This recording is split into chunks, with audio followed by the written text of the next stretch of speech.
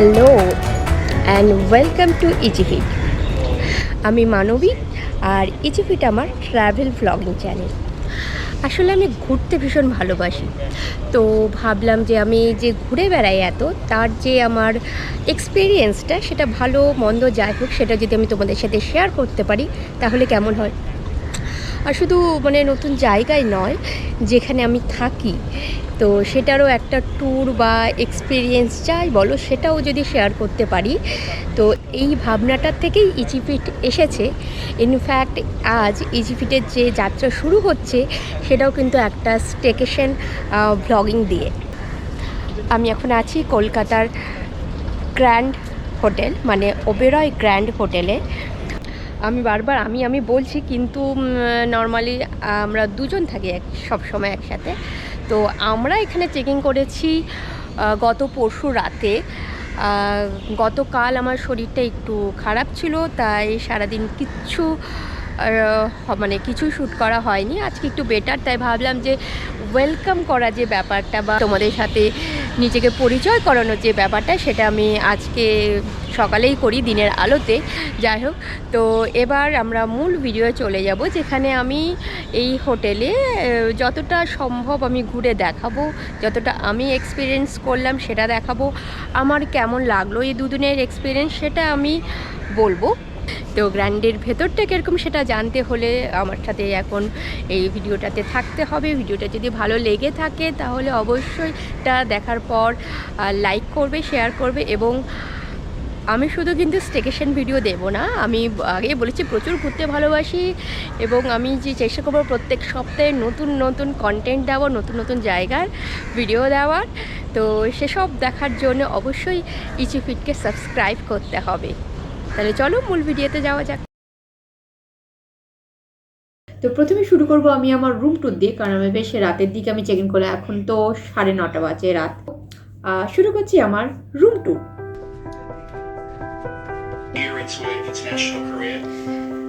এটা রুমের মিনি বার। এখানে তো চকলেট আছে, নিচেও ফ্রিজে আছে, সেটা দেখানোর দরকার নেই আমার মনে হয়, খাবার দেখাই যাচ্ছে। ছোট্ট কিন্তু বেশ কোজি রুম, বেশ সুন্দর করে সাজানো, বেশ একটা কলোনিয়াল ফ্লেভার আছে, বেশ সুন্দর পেন্টিং আছে। এটা বেড। আর আমি এই এতক্ষণ ধরে এই সুন্দর ডেস্কটাতে বসে কথা বলছিলাম, বেশ একটা কলোনিয়াল ব্যাপার স্যাপার আছে ডেস্কটার মধ্যে। এটা জানলা, কিন্তু প্রথম কথা এখন রাত্রিবেলা, দ্বিতীয় কথা ভিউটা একদমই ভালো। এটা বাথরুমটা তুলনামূলকভাবে একটু ছোটই, জাস্ট একদিকে এরকম বেসিন আছে, তবে ছোট হলেও বাথটবও আছে, তো সেটাতেই আমি বেশ খুশি।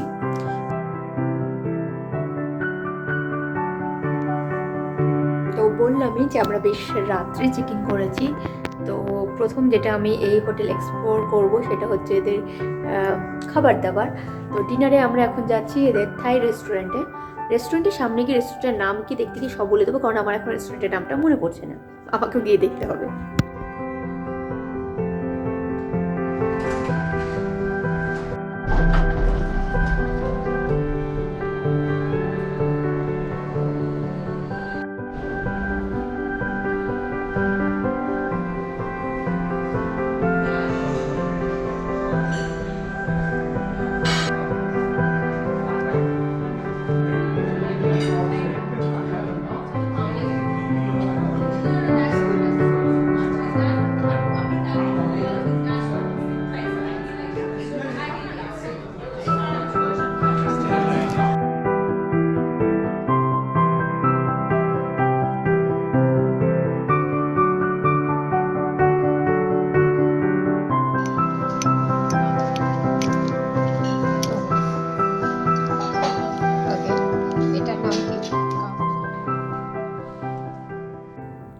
গুড মর্নিং, কিন্তু আমার জন্য খুব একটা গুড নয়, কারণ কাল হঠাৎ করেই ডিনারের পর আমার জ্বর চলে এসেছিলো।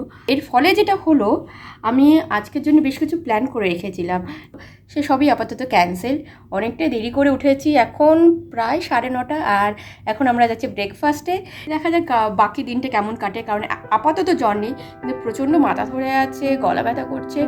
তো সব মিলিয়ে দেখা যাক যে সারাদিনটা আমার কেমন কাটে।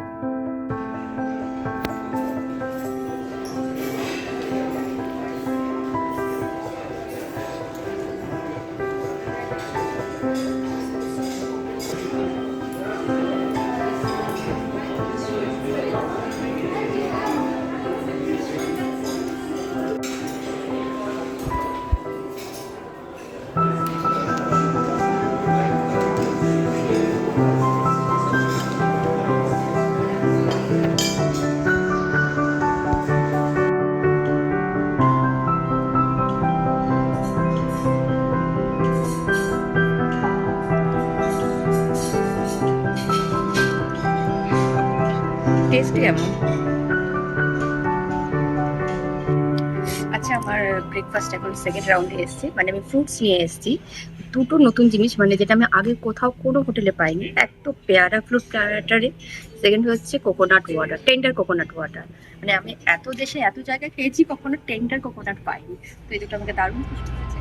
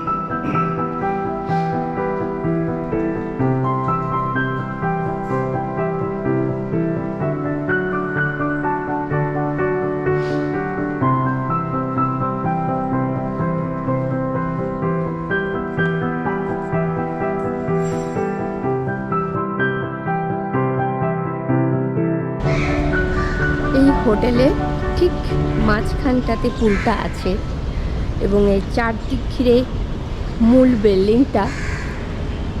বাই দ্য ওয়ে, আমি মানে এখন যে ফার্স্ট ফ্লোরটা দেখতে পাচ্ছি পুলের সামনে, এটা হচ্ছে সেই বিখ্যাত গ্র্যান্ডের বলরুম। যদিও এখন বন্ধ, আমি জিজ্ঞাসা করব যদি কোনোভাবে এটার একটা ভেতর থেকে দেখার সৌভাগ্য হয়, কিন্তু সেটা গ্যারান্টি নেই কি বলে হোটেল ম্যানেজমেন্ট। আর বাকি বিল্ডিং এইটা। নিচে সামনে দেখছি এদের যে রেস্টুরেন্ট আছে, এখানেই আমরা ব্রেকফাস্ট করব।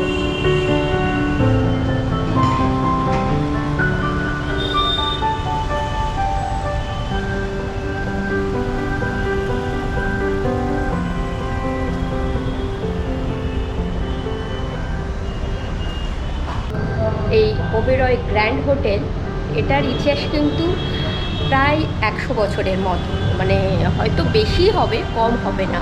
100 বছর আগে এটা হয়তো এতটা গ্র্যান্ড ছিল না, কিন্তু এর অস্তিত্ব ছিল। তারও আগে অবশ্য এই জায়গাটাতে একটা থিয়েটার ছিল, কিন্তু সেটা দুর্ভাগ্যবশত পুড়ে যায় কোনো কারণে, এবং তারপর যিনি কেনেন এই প্রপার্টিটা, তিনি এখানে হোটেলই বানান, এবং সেটা সম্ভবত ব্রিটিশ ওনার ছিলেন আর কি। কারণ সেটা তো 1911, 12, 13 এই সময়কার ঘটনা। তো এটা সেই সময় ব্রিটিশ হওয়াটাই স্বাভাবিক। যদিও এটা ওবেরয়দের মালিকানাধীনে আসে স্বাধীনতার আগেই, কিন্তু হ্যাঁ, মানে 47-এর প্রায় 10-12 বছর আগেই এটা ওবেরয় যে চেন আর কি, তারা প্রথমে লিজ নেয় এবং তারপর কিনে নেন প্রপার্টিটা। তো এটা হচ্ছে খুব ছোট করে বললে এই বিশাল আমাদের হোটেলটার ইতিহাস। তবে এইটার মানে কলকাতা গ্র্যান্ড হোটেলের সবথেকে যেটা পপুলার ব্যাপার, যে সবথেকে যেটা বিখ্যাত, সেটা হচ্ছে কিন্তু এদের বলরুম। এবং যখন ওয়ার্ল্ড ওয়ারের সময়, বিশেষ করে ওয়ার্ল্ড ওয়ার 2 এর সময়, এটা সোলজারদের মধ্যে, অবভিয়াসলি নেটিভ সোলজার না, ইংলিশ সোলজারদের মধ্যে ভীষণ পপুলার একটা জায়গা ছিল। তো চেক আউট করছি, মানে আমার স্টেকেশন এবারের মতো ওভার। তাহলে আমার ওভারঅল এক্সপিরিয়েন্সটা কেমন হলো আমি সেটাই বলবো। এক কথায় বেশ ভালো। আমি প্রথমে শুরু করবো আমার রুম দিয়ে। রুমটা কেমন ছিল? রুমটা একটু ছোট হলেও যথেষ্ট কোজি ছিল। রুম নিয়ে এমনি কোনো কমপ্লেন নেই, তবে বাথরুম এরিয়াটা একটু ছোট তুলনামূলকভাবে। আর আরেকটা ব্যাপার যেটা হচ্ছে, আমরা উইথ ব্যালকনি রুম চেয়েছিলাম, কিন্তু যে রুমটা আমাদের অ্যালট করা হয়েছিল সেখানে কোনো ব্যালকনি ছিল না। সেকেন্ড আসছি খাবারে। লাঞ্চ তো ট্রাই করিনি। ব্রেকফাস্টের অপশান যথেষ্ট ভালো, সব রকমেরই ছিল আর কি। বিশেষ করে ফ্রুটস যে ওদের ভ্যারাইটি ছিল আমাকে যথেষ্ট অবাক করেছে। কামরাঙা বা স্টার ফ্রুট, সেটা হচ্ছে অন্য কোথাও দেখতে পাই না, সেটা এখানে পেয়েছি। আর পান্থায় আমরা দুবার গেছিলাম ডিনারে, যথেষ্ট ভালো রেস্টুরেন্ট, থাই খাবারের জন্য ভীষণ ভালো লেগেছে। শুধু আমার মানে দুঃখ বা আফসোস থেকে গেল, সেটা হচ্ছে আমি বলরুমটা দেখতে পেলাম না। এই জন্যে দেখতে পাইনি যে ওনারা আপত্তি করেছেন বা পারমিশন দেয়নি, সেরকম কোনো ব্যাপার নেই। আমি আসলে আজকে জিজ্ঞাসা করেছিলাম যে আমি দেখতে পারি কি না, আর আজই ওখানে কোনো একটা প্রাইভেট ইভেন্ট চলছে, তো সেই জন্যে আমি যেতে পারিনি। যাই হোক, আমি আশা রাখি নেক্সট টাইম আমি যখন এখানে আসবো তখন নিশ্চয়ই ওটা একবার দেখতে পাবো এবং দেখাতেও পারবো। তো তোমাদের সাথে দেখা হবে আমার আরেকটা কোনো জায়গা, মানে নট হোটেল, নিশ্চয়ই এরপর নতুন কোনো ডেস্টিনেশনেই দেখা হচ্ছে। ততক্ষণের জন্য টাটা, বাই বাই। আর please subscribe and share and অবশ্যই লাইক। টাটা।